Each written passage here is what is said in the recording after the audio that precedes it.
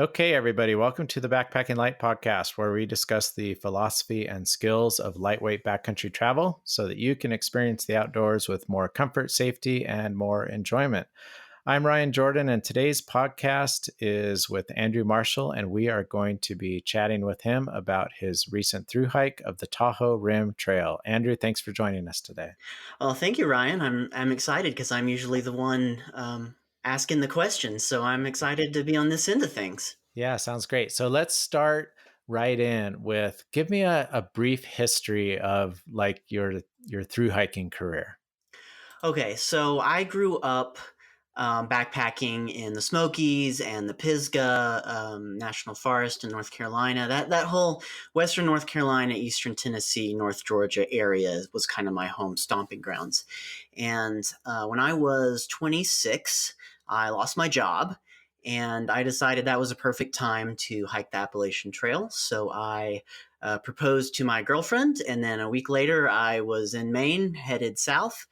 And I started on July 3rd and I finished up November 16th, so about 4.5 months. And that was my first big hike. And then since then, I've done smaller hikes. I did the Colorado Trail in 2016. I walked across Scotland in 2017, and I just thru hiked the Tahoe Rim Trail last month. Great. So was your through hike of the Tahoe Rim Trail, was that your first time on a long hike in the Sierras then? Yes, it was. So my wife and I just moved to Tahoe last year, and we'd been in the Southwest for a little bit of time. And before that, we were mostly in the Southeast. So my experience hiking in the West in general is pretty limited. Colorado was my biggest experience there. And I've done some hiking in Wyoming and Montana, but the Sierras were a completely new experience for me.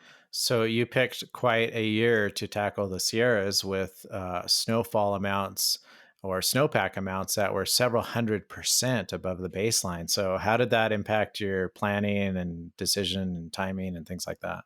Yeah, I mean, we got slammed even, we live at 6,000 feet, and I pretty much spent the whole winter just shoveling snow and ran out of places to put it. So I knew that things were going to be rough up, 8, 9,000 feet, going up to 10 over some of the passes on the Tahoe Rim Trail. I, unfortunately, as so many of us are, was sort of somewhat limited by just my life and what time I had free to do it. In a perfect world, I would have waited. I probably would be doing it right now.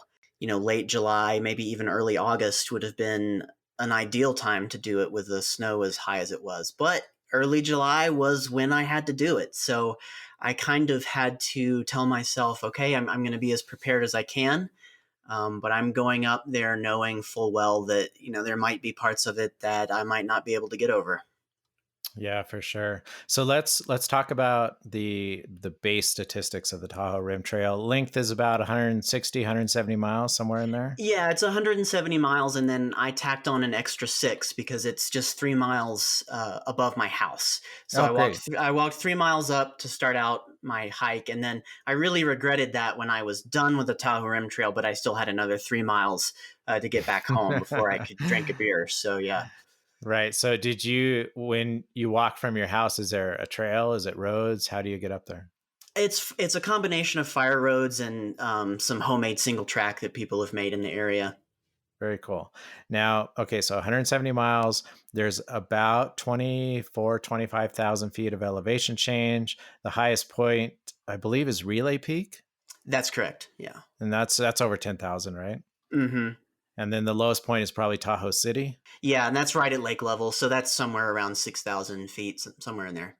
Yeah, so it's quite a hoof to make the circumnavigation of the lake on that trail. So what did you do for training? What was your strategy? My strategy for this particular hike is that I would say over the course of the last 10 years, I've been in the process of making a complete holistic health and wellness life change. When I started the Appalachian Trail, I was 185. I'm 5'6", so 185 is pretty hefty. Of course, I lost most of that weight on the Appalachian Trail, but then I gained it right back again as soon as I was done. And so since then, I've been in the process of like slowly shaving away at that to get to. Right now, I'm at about 160, I dip into 150s depending on what I'm doing. That seems to be a pretty manageable and ideal body weight for me. So a lot of the training that I do is just focused on staying at that, ideal body weight. So living where I do, I mountain bike a lot, I trail run a lot. And then leading up to the Tahoe Rim Trail, I was trying to be on the trail doing 6 or 7 or 8 miles under load with a pack that represented the weight that I'd be carrying on the trail itself. And how much weight was that? So my base weight was 17 pounds, and my total starting pack weight on the first day with 7 days worth of food and 2 liters of water was right at 31.9. Okay. And was that your longest food carry then? Yeah, I didn't resupply the whole time I was out. I just did 7 days with what I had. Yeah. Great. So 7 days, 170 miles. So you're covering 25 miles a day, something like that. More like 26 or 27 on average, and then there were a few days that I did 30 plus. Okay. And how many hours a day did you spend hiking? Well, so that snow, it just killed me. I'd be cooking along on a clear stretch of trail, going at my steady 3.5 miles an hour that my short little legs can do, and then I'd hit snowbanks, and I would just struggle for hours and hours through them. So I'd be on the trails usually by 6 a.m., and I'd be making camp at 8. Oh, wow. Was the difficulty primarily in isolated deep drifts of snow, or were there sections that you had to walk, several miles across snow? It was mostly the latter. So I started on the north shore of the lake. We live in a little town called Carnelian Bay, and I headed west and south around the lake. And that gets you into the Desolation Wilderness Yeah, right. pretty quickly. And that is a section that's contiguous with the Pacific Crest Trail. So it's just fairly high up. And that entire 40, 50 mile stretch of trail was pretty much just socked in with snow. And then the other really difficult section was in the Mount Rose Wilderness going over Relay Peak. Right. Yeah, I can imagine. So, do you wish you had snowshoes or spikes, or did you take anything like that? Yeah. I took the Hill Sound Trail Crampon Ultras, and I really liked those. I do not wish that I had snowshoes. I don't think they would have given me any extra anything that my crampons did not give me. The snow is actually fairly consolidated. There was no post holing. I wasn't sinking into the snow. What would happen is it was either slippery because it was icy, or it was kind of this like slush.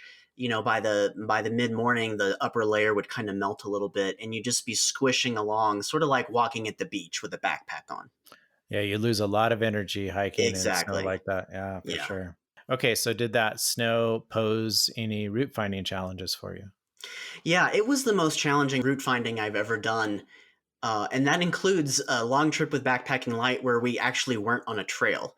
And I was supposed to be on a trail this entire time. And there were moments that the idea of the trail was just an idea.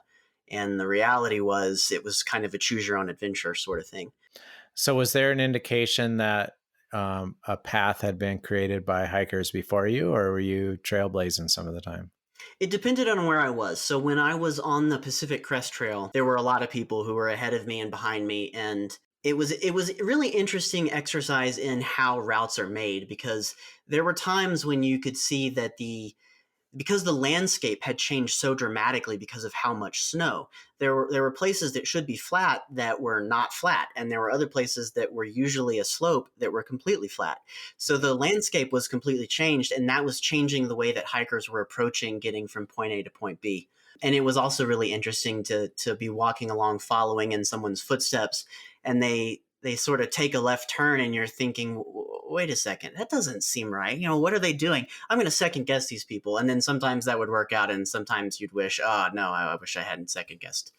Yeah, it's kind of interesting. I know in more popular areas like California and Colorado in the early season, if you follow, often if you're following a path and there's been other hikers ahead of you, once one person blazes a path, the chance that another person will follow that exact same Hmm. path is is very high, and so it's not always the best. But I would think that the early season PCT hikers would kind of have a decent path dialed in. I don't know. Yeah, they were on top of it for the most part, and those poor guys, they were just exhausted because they've been doing those conditions, for 400 miles up Right. from the Sierra. But what was funny is when you would you'd be following along a path, and suddenly it would stop and just sort of meander, and you'd realize that you're the 10th person that day to follow the path, and realize that it's wrong, and everyone has to backtrack, but there's no way to know. Yeah, for sure. What was different about this hike versus some of your previous hikes in the mountains? I think it's 100% the snow. Like I said, I grew up in the Southeast, and it snows in those mountains, but it is not the same kind of snow. It's not feet and feet and feet usually. Now, I was in the Smokies when Hurricane Sandy came through, and we didn't know it was coming because we were out of touch. Even in 2012, you were less in touch than you are now. That was a different experience, but that was post holing. That's a whole different thing.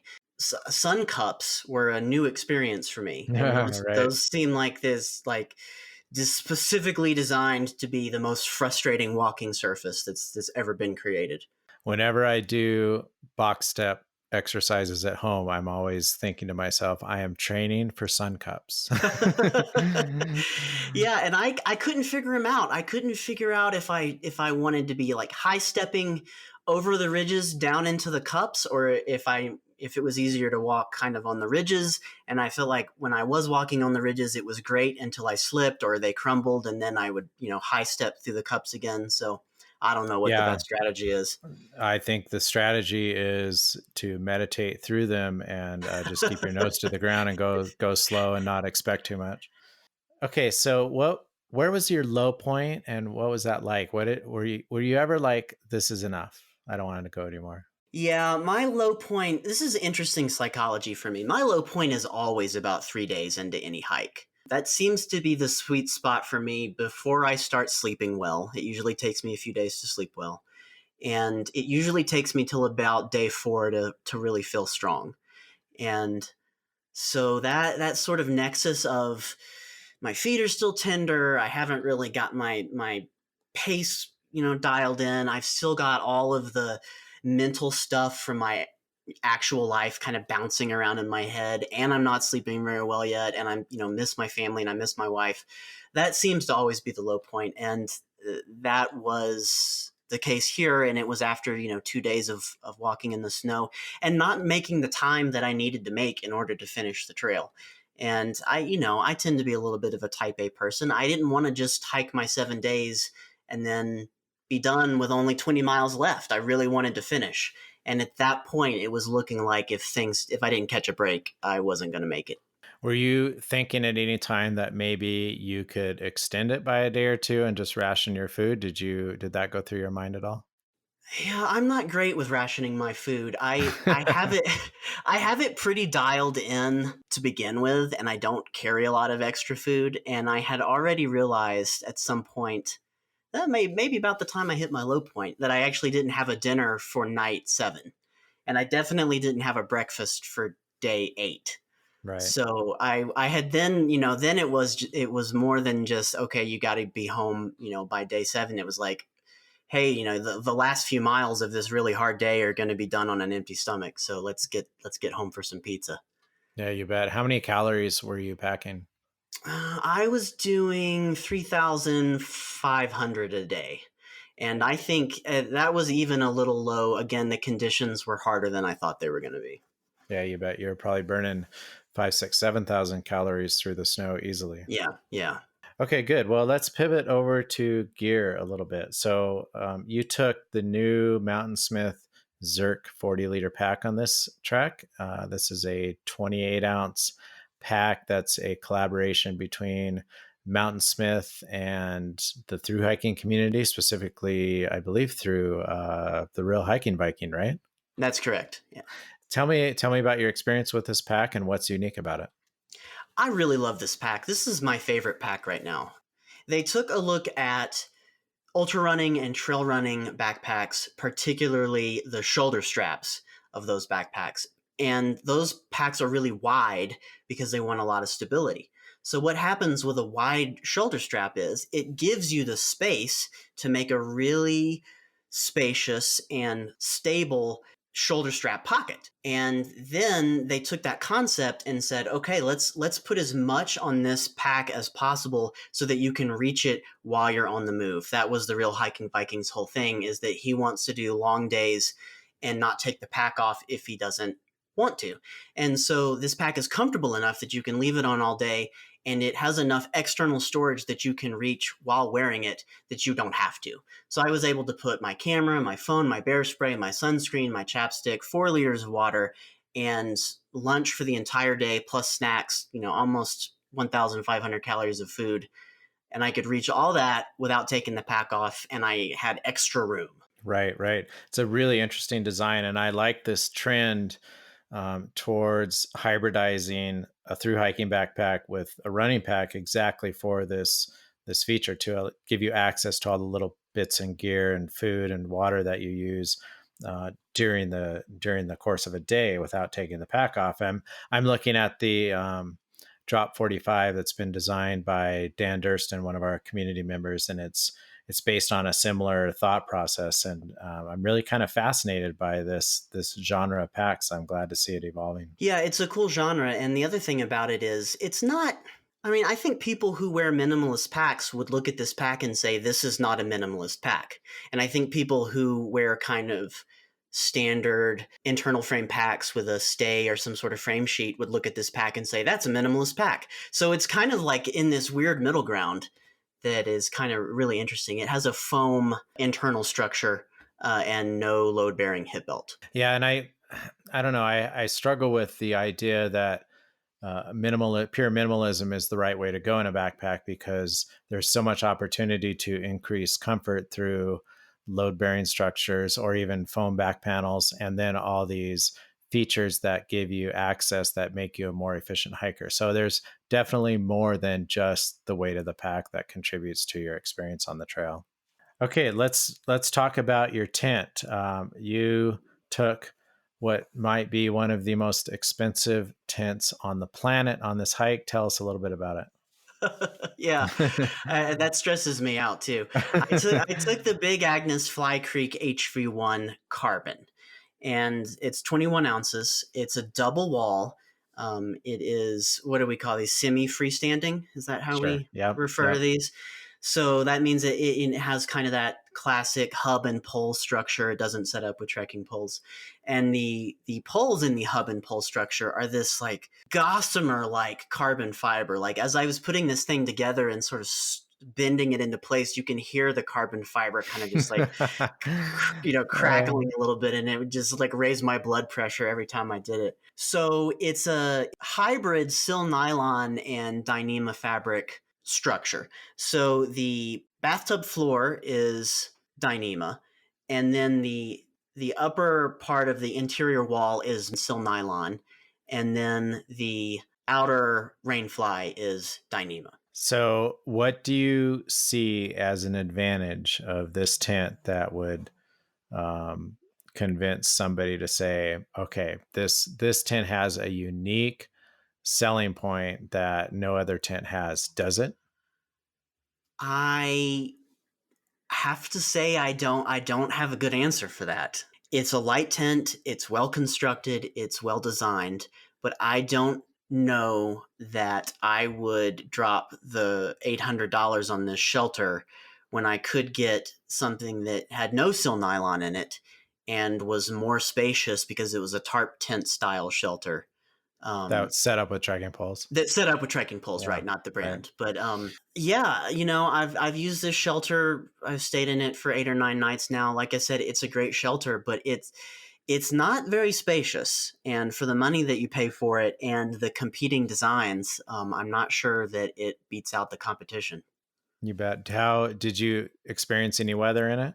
Well, that's the other thing, is that I didn't. Yeah. I mean, the weather was about as perfect as it could possibly be. I couldn't even really get a good handle on how well it handles condensation because it's so dry here right now. Right, right. It's 21 ounces, right? It is. Mm-hmm. So it's definitely on the lighter side of where double wall tents land, and so it's probably the lightest self-supported double wall shelter I've ever seen. But again, yeah, you've got to question whether or not $800 is going to be worth it. Anyway, I'm looking forward to your review of this tent, especially as you can subject it to some wind or heavy rain. Yeah, and that's the other thing is I think it has a pretty narrow profile, and I think it would handle snow loading very well, and I think it would probably stand up to wind pretty well too. Yeah, But good. the other thing that's interesting about it is it has that Dyneema floor, and if you look at products like some of Z-Pack stuff or some of Tarp Tent stuff, they're like, hey, yeah, throw that Dyneema on the ground, just be careful with it, but it's good to go. And Big Agnes says like 8 times in their marketing materials, like, don't put this fabric on the ground, buy a ground sheet for it. So I think that's pretty interesting.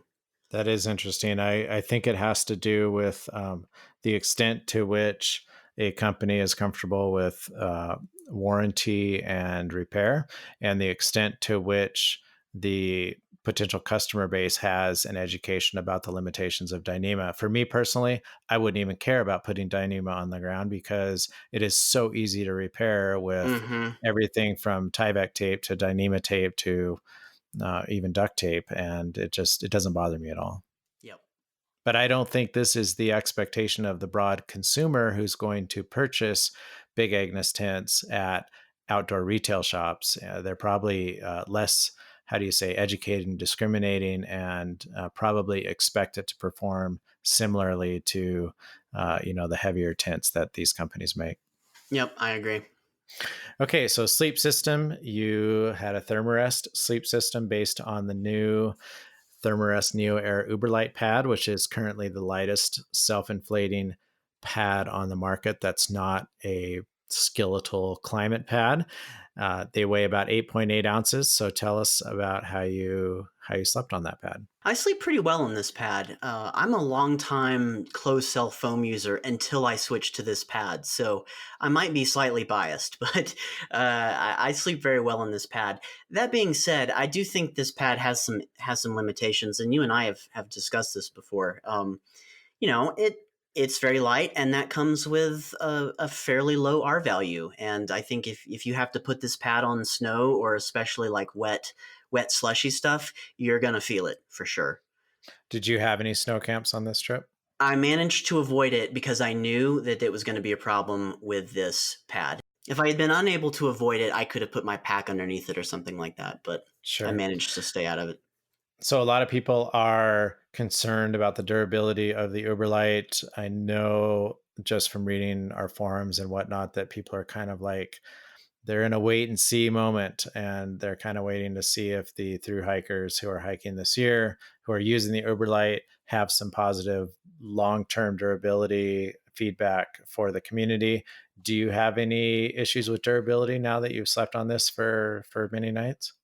Yeah, no, I think so far so good. I mean, not only did I use it on this hike, but I used it on an extended trip in Wyoming in the Wind River Range. I used it on an extended trip in Montana in the Beartooths. I've used it, I had this pad before it was commercially available, and I've been putting it through its paces. And I think so far it's standing up pretty well. It's great to hear. I'm glad to hear that. And then you mated this to the Thermarest Vesper quilt, which you wrote a review at Backpacking Light on a few months ago. So has your thoughts about the quilt changed much since that review? It's changed a little bit. So I was pretty glowing about this quilt in my initial review. I think it's a really interesting product because its weight class and its premium materials kind of make it feel like a cottage industry piece of gear, but it's being mass produced, and I think that's pretty interesting. I'm not in love with the connection system that keeps the quilt secured underneath the pad at night. It's this piece of elastic that is very loosely connected to the quilt itself. It can come off very easily both at night and if even when you're putting your quilt in and out of the stuff sack, it can just kind of fly loose. And I've learned not to even keep it in the stuff sack. I keep it in like another little bag where I know where it is because I've had to dig around camp for it, and pine needles and stuff like that. So that alone is kind of making me cool a little bit on the Vesper, but overall, I think it's a really quality piece of gear. Yeah, I totally understand that. You and I are working on the ultralight quilts gear guide for 2019, and the pad attachment systems for mini quilts seem to be a design afterthought and really poorly executed. But there are a handful out there that are good and so good that it makes me want to modify every quilt I have in order to have a pad attachment system that works well. Yeah, and there's a lot of variety in pad attachment systems, which is interesting when you look at something like a quilt, which the variation in design is minute, and it often Right. comes down to materials or like millimeters of fabric. But then the pad connection system, like they're all over the place. So it's a pretty interesting category. So it seems like one of the biggest trends in through hiking right now is cold soaking. Did you cold soak or did you have hot food? No, I don't cold soak. I'm a real believer in the psychological boost of a hot meal. I just think it's really really important. So no, I don't cold soak. What'd you do for your cook kit? I based it around the MSR Pocket Rocket 2, which I think is a really, really great value for a stove. We ended up giving this stove a recommended badge in our upright canister stove gear guide. It's not as expensive or as powerful or overall as good as the Pocket Rocket Deluxe or something like the Soto Windmaster, but it's just right behind those stoves. And what is it like? It's like $45. Such a great value. It's a great value. It's very durable and it's incredibly reliable. Just a really simple, well done stove. And I used a cooking pot, which actually has some baffles sort of built into the bottom of it.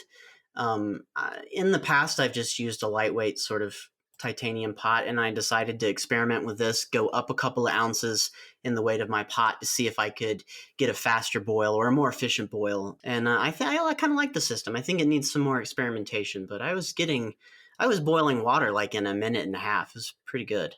Yeah, you bet. What piece of gear, and if you had forgotten it on accident, would you have dearly missed?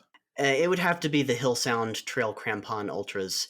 There were some traverses across snowfields which frankly terrified me. I'm maybe they would terrify any sane person, but particularly me, with where I grew up backpacking, you just didn't have to look across this glacial, snow-filled traverse with 3 miles of exposure, to your left. If you slip one time, you're going to slide all the way down. That's just not something that I grew up doing. So I've had to teach myself, and those crampons, they were easy to get on and off. I just clipped them to a loop on my pack on my shoulder strap. I didn't have to take my pack off to put them on, and I was able to move really, more efficiently than I would have been able to without them over the terrain that I had to do. Yeah, I can imagine. I know that a lot of through hikers traveling through the Sierras are very keen to carry an ice axe.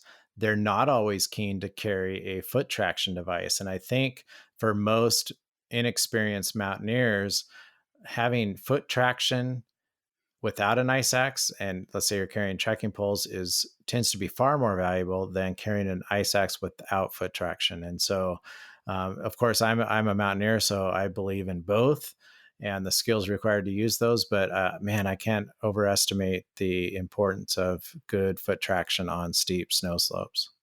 I saw a lot of PCTers going across traverses, and they didn't stop to take their ice axe off the back of their pack. Oh I my think goodness, yeah. I think that is a good indication of kind of the mentality you can get into as a through hiker, where you just don't want to stop. And if something's not easily, if your safety tool isn't where you can grab it, it's not doing you any good. Maybe they carried it for Instagram. That's super important, man. You got to get those sponsorships. Okay, so is there any gear you wished that you brought that you didn't? No, my system's pretty well dialed in at this point. I do wish that I'd left my book at home. So I love reading, and I love to take books into the backcountry. And my Kindle's out of commission right now, so I just went to Goodwill and I bought a paperback. And the hike ended up being so rough, and I was so thrashed by the end of the day that I would just eat and go to bed. And it's the first time I've ever been on a backpacking trip where I carried 10 ounces of dead weight that I just did not use at all. Yeah. Um, Yeah, I can imagine that's frustrating, but that's part of traveling in unknown terrain and just kind of adapting to it, which it sounds like you did just fine. So let's talk about the core lessons that you learned on this hike. So, do you feel like you trained adequately enough for it, or would you have changed something? my experience is interesting because I've not always been in good shape as I've been backpacking.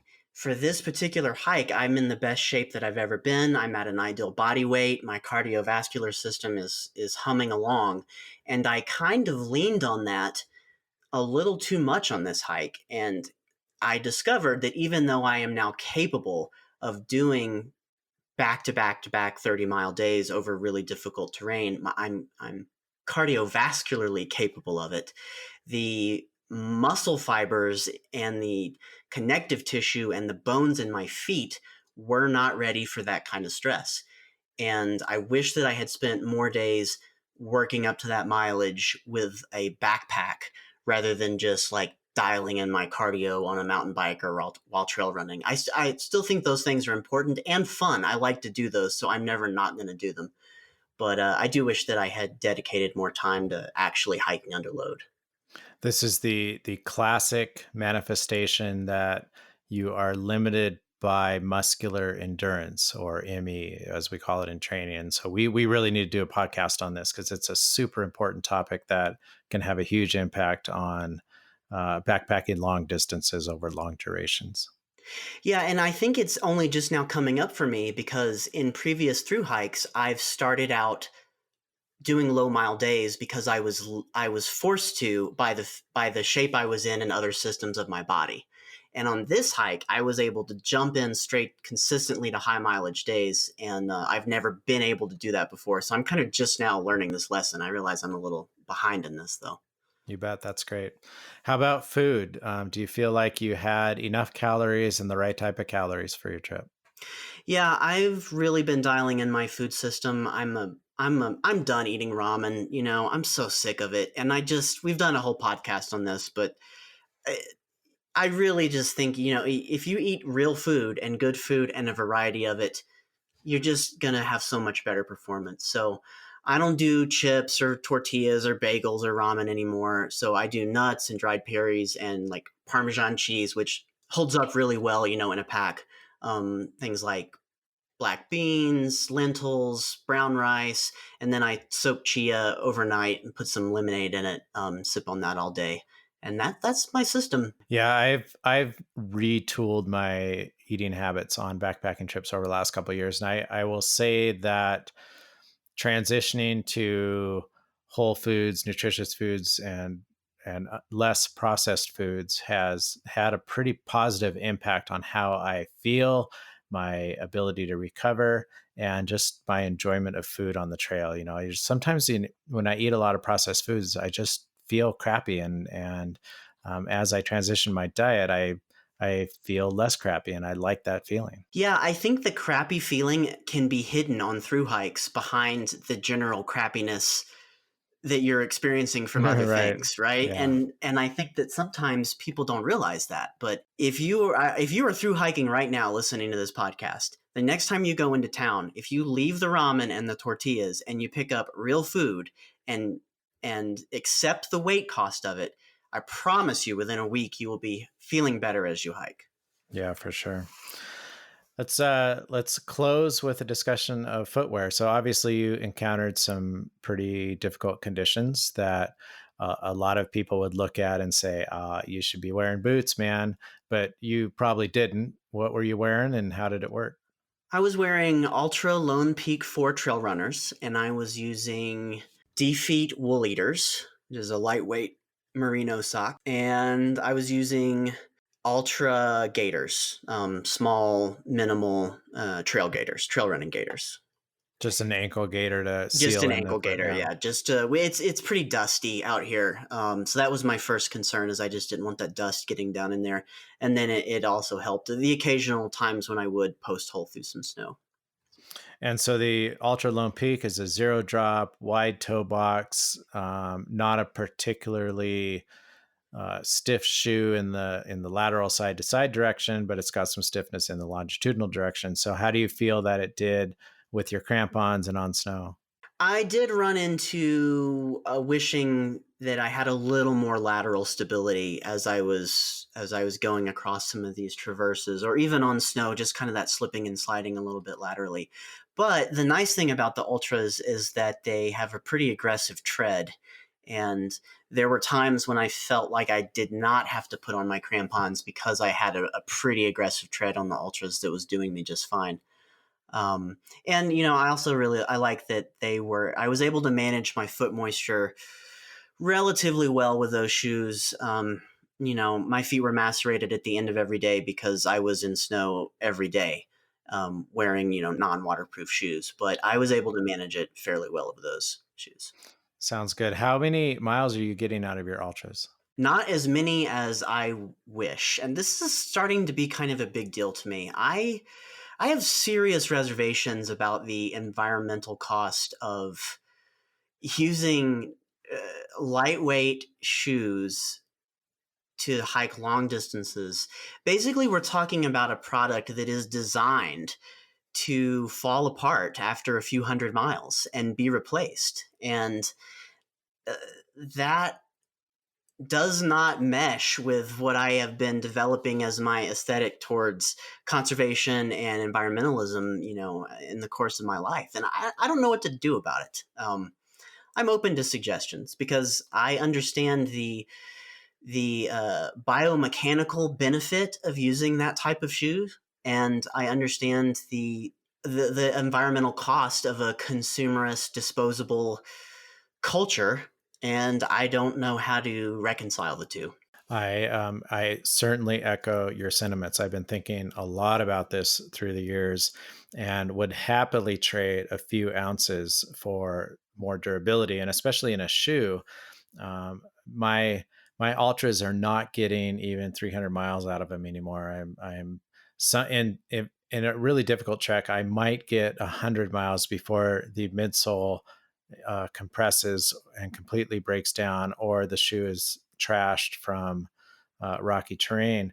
And I I know I've been involved in gear design for decades, and it does not take much more weight or cost to create a shoe that could easily last 500 miles. So we're so focused on, we need that 8 ounce or 9 ounce shoe, but if it's not going to last very long, we've created a problem that can be solved quite easily. And I don't know if it's just the market doesn't bear the additional durability and cost in a product. But somehow I think it's a conversation we need to keep having over and over and over, so that at least with our community, we can communicate to people that, hey, for an extra ounce or 2 ounces, you can have much more performance and much more durability, and it will ultimately save you money in the long run. Yeah, and it may be a can of worms that is too much to get into right now, but I wonder if the people who are looking for durability are wearing leather hiking boots. You know what I'm saying? Like maybe the audiences are too separated at this point. I don't know. Yeah, that's hard to say. Well, good. Andrew, thanks for the conversation on the Tahoe Rim Trail. This has been a great survey into your experience and the gear you used and the lessons you learned. And I really enjoyed hearing about it. I have not hiked it myself, and I would love to someday. So I was very eager to have this conversation with you. Yeah, man. Thanks a lot. It's a great hike, super scenic. I mean, I didn't even talk about the scenery, but No, it's man. Yeah. amazing. Yeah. All right, everybody. Thanks for tuning in to this episode of the Backpacking Light podcast. If you like what you heard or have suggestions for different segments, please let us know at podcast@backpackinglight.com. You can download the show notes for this episode by visiting backpackinglight.com/podcast. And be sure to check us out on iTunes, Stitcher, Spotify, Google Play, SoundCloud, and YouTube. If you can, please leave us a review, because that helps other people find the show. Thanks for listening to the Backpacking Light podcast. I'm Ryan Jordan. And I'm Andrew Marshall. And if we can leave you with one parting message, it's this: pack less, be more, because lighter is better. Happy trails, everybody.